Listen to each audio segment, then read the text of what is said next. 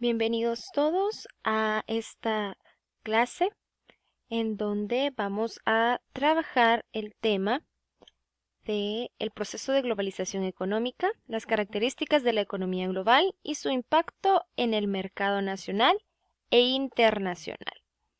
Para comenzar, debemos entender que vivimos cada vez en un mundo globalizado, ¿verdad? Y cada vez más y más globalizado, en donde eh, pues existe una interdependencia entre países, regiones y ciudades. Pues esta globalización depende cada vez más de aspectos como el conocimiento, la ciencia, la tecnología y la capacidad para poder procesar la información. Por lo tanto, podemos decir que este proceso se fundamenta a través de la tecnoeconomía, es decir, implica una serie de interconexiones entre los sectores económicamente valiosos de los diferentes países y regiones de forma simultánea. Si bien tenemos eh, los aspectos fundamentales de la economía y de la tecnología, no podemos dejar de lado también que dentro de la globalización hay o convergen elementos culturales, políticos, jurídicos, entre otros. Este proceso de globalización tecnoeconómica es gracias a el surgimiento de las nuevas tecnologías de la información y del conocimiento o las tecnologías de la información y comunicación que cada vez hacen posible el intercambio de flujos de datos, el intercambio de información, el intercambio de ideologías y obviamente el intercambio económico entre los diferentes países y regiones. A lo largo de esta presentación van a tener que ir respondiendo una serie de preguntas, pero se les pide que lo hagan de manera personal, reflexiva y con su propio aporte, tomando como base la información que vamos a dar o vamos a vertir en este video y también la que ustedes tienen en su libro. Por lo que la primera pregunta es, en sus palabras, ¿qué es la globalización tecnoeconómica? Continuamos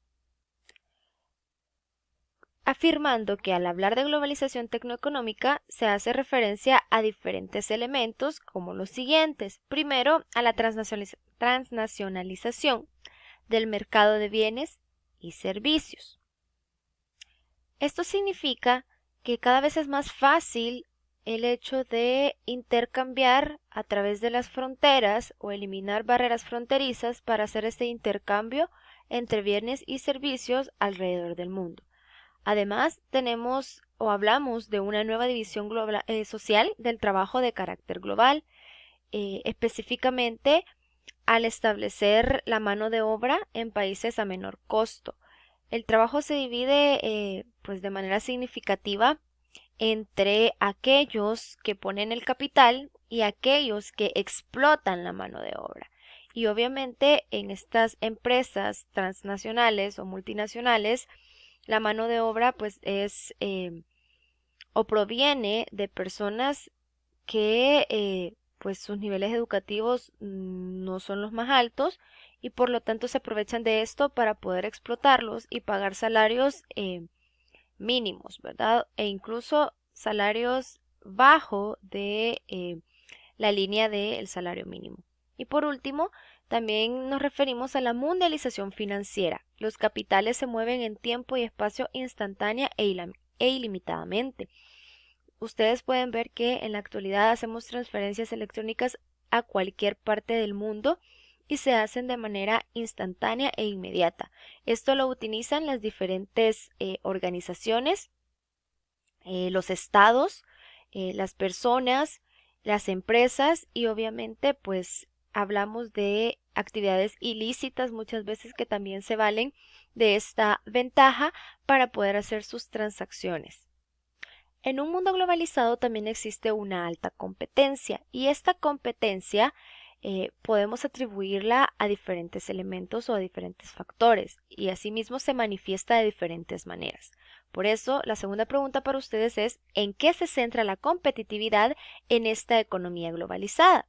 Explíquelo en sus palabras. A continuación vamos a desarrollar este aspecto o este elemento del tema. La competitividad en la economía globalizada se centra en diferentes ámbitos o en diferentes factores. El primero de ellos es que se centra en la concentración de la producción de conocimiento. Generalmente los países con mayor participación en este proceso de globalización pues tienen una producción de conocimiento mucho más alta que aquellos que se consideran en una escala inferior o en una escala más pobre. El incremento de la flexibilidad de los sistemas y la gestión de trabajo. Las formas del trabajo en estos tiempos pues ha ido flexibilizándose según las necesidades y demandas de los diferentes campos laborales que existen en la actualidad. La inversión en tecnología de la información. Mientras más equipado tecnológicamente esté un país, una región, una empresa, mucho más competitiva va a ser y mucho más eficaz la producción que ésta tenga. Y el paso de grandes empresas centralizadas a redes empresariales descentralizadas. Antes hablábamos de compañías instauradas en un solo lugar, por eso hablamos de la centralización. Sin embargo, en estos tiempos o en nuestra época hablamos ya de redes empresariales que existen en diferentes puntos a nivel global y esto nos remonta al término de empresas transnacionales o empresas multinacionales. Si bien el proceso de globalización no es algo nuevo y como lo hemos venido estudiando para algunos actores eh, sociales o para algunas personas que están involucradas directamente en toda esta temática, pues es un proceso de larga duración, por lo que ha venido existiendo desde tiempos atrás. Sin embargo, la característica central de la globalización y que rige el mercado actual o la situación actual es la creación de nuevos mercados comerciales de bienes y servicios. Asimismo, pues nuevos mercados financieros, por ejemplo, que funcionan las 24 horas del día y están interconectados a nivel mundial. Además, nuevos instrumentos como por ejemplo la tecnología que permite el funcionamiento en redes como el Internet, los teléfonos celulares y el transporte cada vez más veloz. Actores nuevos con carácter transnacional. Estos actores son tanto las empresas como las organizaciones no gubernamentales y los bloques comerciales regionales. Además, hablamos de nuevas normas con rasgos de internacionalización que rigen los nuevos mercados. Eh, por ejemplo, políticas económicas expandidas basadas en la privatización y liberalización. Asimismo, la regulación sobre los derechos humanos básicos, los convenios mundiales sobre medio ambiente, etcétera, etcétera. En la tercera pregunta, o más que pregunta, actividad, pues deberá hacer una lista de 4 características adicionales, además de la que mencionamos del surgimiento de diferentes nuevos factores, pues ahora usted va a tener que hacer una lista de otras 4 características tomando en cuenta lo que hemos hablado hasta el día de hoy, las clases anteriores y también esta videoclase. En el proceso de la economía global, las grandes empresas multinacionales producen los bienes y servicios para todo el mundo. Pero estas, como ya sabemos, obtienen las materias primas y productos acabados de diferentes países. Y dado que el costo de la mano de obra varía de un lugar a otro, pues emplean trabajadores de diversas regiones para bajar el precio y el costo de la mano de obra. Asimismo, podemos hablar de los diferentes agentes de la globalización, pero centrándonos en el más importante o el agente principal, que son las empresas multinacionales. El flujo comercial y el flujo financiero que estas grandes empresas hacen condiciona algo que conocemos como el mercado de divisas. Y el mercado de divisas es en el cual se compra y vende moneda necesaria para las transacciones entre las empresas y el país. Según el Banco Mundial y el Fondo Monetario Internacional, ahí por el 2013 se movían a diario 5.3 billones de dólares en este mercado. A escalas, pues para que nos imaginemos un poco, se trata de cada 15 días se movilizaba muchísimo más que el PIB de todo el mundo, que el Producto Interno Bruto de todo el mundo. Ahora hablemos de estas multinacionales. Estas multinacionales o estas empresas son responsables de de 2/3 de las exportaciones mundiales de bienes y servicios, además del 10% de todas las ventas domésticas en el mundo, eh, y funcionan como conductos de los flujos de inversión extranjera directa. La inversión extranjera en un país es sumamente importante para mantener el capital y por eso los países compiten entre sí para poder tener a las multinacionales. Para ello, los países con menos condiciones económicas o más débiles económicamente hablando se someten a exigencias de estas empresas. Tienen una legislación laboral y ambiental mucho más suave, por lo que es más fácil para las multinacionales instaurarse y ejercer su poder ahí, y reducen o anulan los impuestos.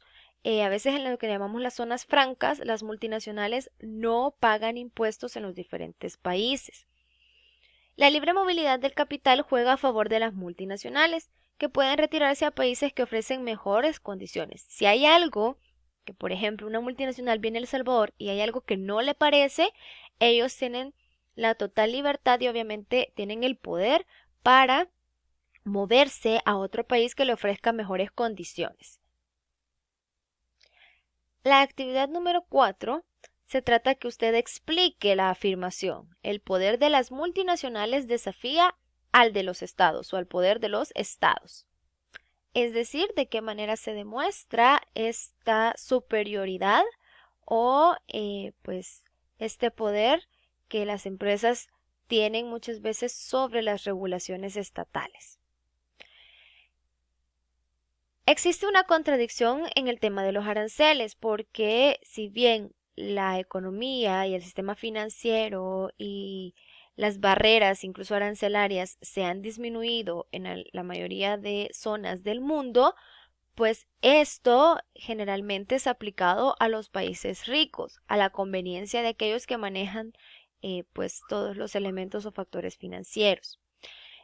Los países ricos suelen pagar menos aranceles y los productos agrícolas y de manufactura como el calzado y la ropa que vienen de países un poco menos desarrollados o de países subdesarrollados tienden a pagar aranceles mucho más altos. Y estos productos, pues como les digo, provienen de los países menos favorecidos. Luego tenemos el caso del Banco Mundial y el Fondo Monetario Internacional.